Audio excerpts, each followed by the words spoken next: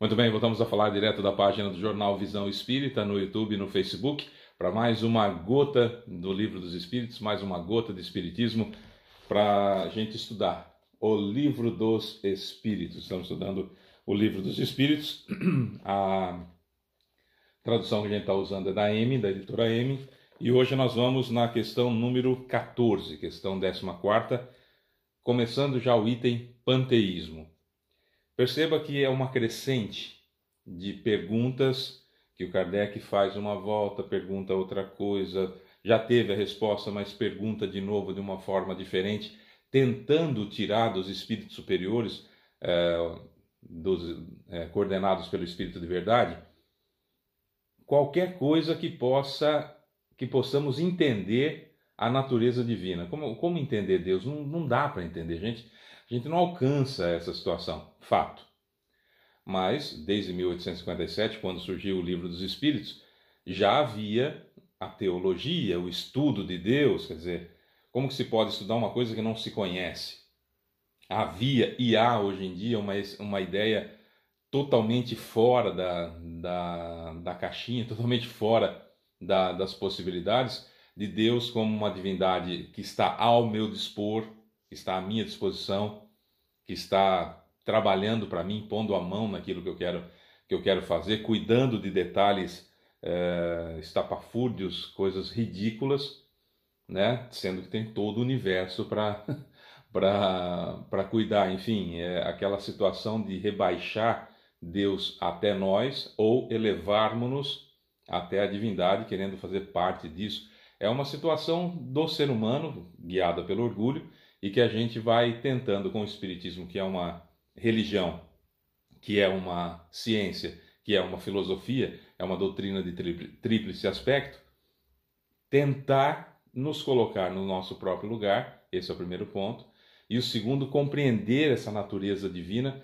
naquilo que é possível, saindo da ideia do Deus antropomorfo, com forma humana, com mais defeito do que eu, com qualidades muito grandes, dentro da ideia de cada um sobre qualidade, cada um que tem a sua qualidade do seu jeito. Eu acho que Deus deve ter esse tipo de qualidade, e aí tá valendo, né? Não é assim que a banda toca, e o Espiritismo, com o bom senso encarnado, sob o nome de Allan Kardec, a gente vai esmiuçando isso. Na questão número 14, veja que maravilha, que extraordinário. Questão: Deus é um ser distinto? Ou seria, segundo a opinião de alguns, a resultante de todas as forças e de todas as inteligências do universo reunidas? Olha a grandeza da pergunta, mas, principalmente, olha a grandeza da resposta dos Espíritos. Se fosse assim, Deus não existiria, pois seria o efeito e não a causa. Ele não pode ser ao mesmo tempo uma coisa e outra coisa. Não dá para ser o efeito e a causa ao mesmo tempo. Deus existe, não podeis duvidar, e isso é o essencial. Crede em mim, e não vades além, não vai além disso. Não vos percais num labirinto de onde não podereis sair.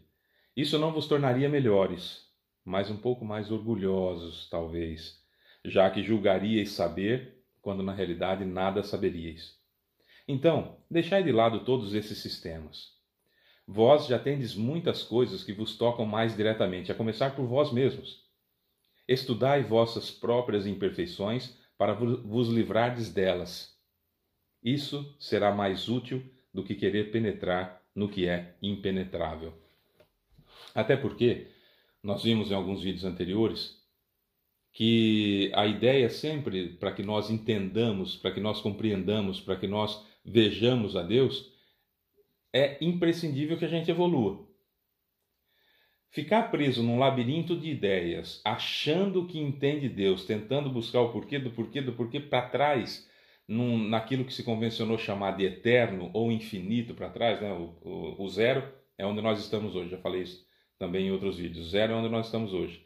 Para frente, nós somos infinitos.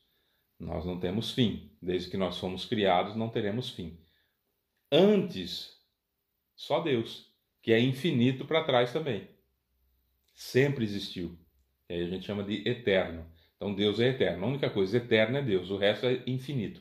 O universo é infinito, nós somos infinitos, o universo não tem fim, nós não temos fim, nós espíritos, né? Então, dentro dessa situação, é muito mais vantajoso, ao invés de tentar perscrutar aquilo que não é possível de nós entendermos, que é a natureza divina, que nós façamos a nossa reforma íntima, que nós procuremos dentro de nós as imperfeições que ainda nos impedem de compreender Deus e principalmente as imperfeições que fazem com que a gente entenda Deus como um cachorrinho nosso. Eu sei que é até chato falar isso, mas infelizmente há religiões que pregam, ensinam, exemplificam a ideia de que Deus é um cara que está ali o tempo todo só esperando que eu dê o ar da graça de falar oi. E aí ele todo contente vai me encher de dinheiro, de graça, de favores, não é?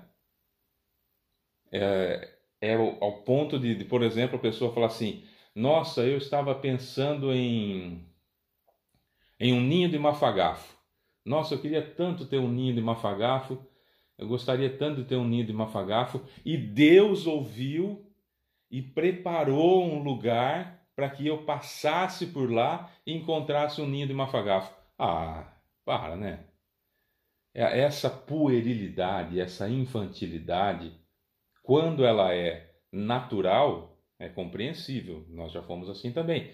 Nós já saímos da infância, quando o espírito foi recém-criado, fomos crescendo espiritualmente até a fase que nós nos encontramos hoje. Então é natural. Se é uma coisa sincera, se a pessoa acredita realmente naquilo, tem ideia de que há esse paternalismo por parte de Deus nesse sentido, a gente entende e fala, beleza, ele vai evoluir e logo logo ele ou ela vai evoluir e logo logo vai entender que não é assim. Quando as pessoas criam essa ideia para dominar aqueles que acreditam fielmente nisso, aí é uma pessoa sem vergonha e é uma pessoa perigosa porque é um cego conduzindo aqueles que ainda não conseguiram a visão. Percebeu a diferença? São cegos conduzindo aqueles que ainda não alcançaram a visão. Então não são cegos conduzindo cegos. São cegos aqueles que não querem enxergar, conduzindo aqueles que ainda não têm condições de ver. E aí é maldade, aí é terrível, aí mistura política com religião. A religião ela tem que orientar para a política e não se misturar com a política, é diferente. E a ideia de que Deus está planejando alguma coisa para a minha vida é uma ideia muito infantil ainda, que nós espíritas, pelo menos, já devemos tirar isso da nossa mente. Nós temos um planejamento encarnatório, que esse planejamento encarnatório ele é regido pelas leis de Deus, que são imutáveis, que são eternas como ele é eterno, e que regem todo o universo e faz tudo isso funcionar da melhor maneira possível. Tem os prepostos de Deus, e o preposto mais importante de Deus que nós conhecemos no planeta Terra é Jesus. Então é para essa pessoa, para essa grandiosidade chamada Jesus é que nós devemos dirigir todo o nosso pensamento, todas as nossas súplicas, todos os nossos agradecimentos, sempre para Jesus. Porque ele falou, eu sou o caminho, a verdade e a vida. Ninguém vai ao Pai senão por mim, porque Deus é muito abstrato ainda para a nossa mente. Deus é muito complicado para a gente entender ainda o que é. É a inteligência suprema do universo, causa primária de todas as coisas. Beleza. Tá, e aí? Como eu dirijo o meu pensamento a Ele? O tempo todo que eu estiver vivendo a minha vida, Ele está sabendo o que está acontecendo? Evidentemente que Ele é onipresente, está em todos os lugares ao mesmo tempo.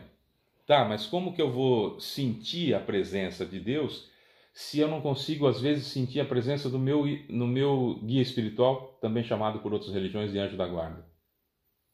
Então, é o raciocínio que o Kardec vem trazendo para a gente no Livro dos Espíritos, que torna o Livro dos Espíritos extraordinário, digno de estudo, realmente, para que a gente vá pensando, entendendo, raciocinando. Muitas vezes, durante o dia, durante a semana, durante o mês, durante o ano, durante a nossa vida, A gente não consegue sentir a presença do guia espiritual, do anjo da guarda, que não nos abandona, que é uma tolice também, a gente vê o anjo da guarda está fraco. É fraco tá a ideia de quem fala essa bobagem, não é? E já precisa de um tratamentozinho já com psicotrópico, porque a coisa está feia mesmo. Já está bem fundo a doença, né? Que é uma tolice muito grande. Então, dentro dessa realidade, nós precisamos entender que, se às vezes, e muitas vezes, eu não consigo nem sentir a presença do meu anjo da guarda, dos espíritos familiares que estão mais evoluídos do que eu, como que eu vou sentir a presença de Deus?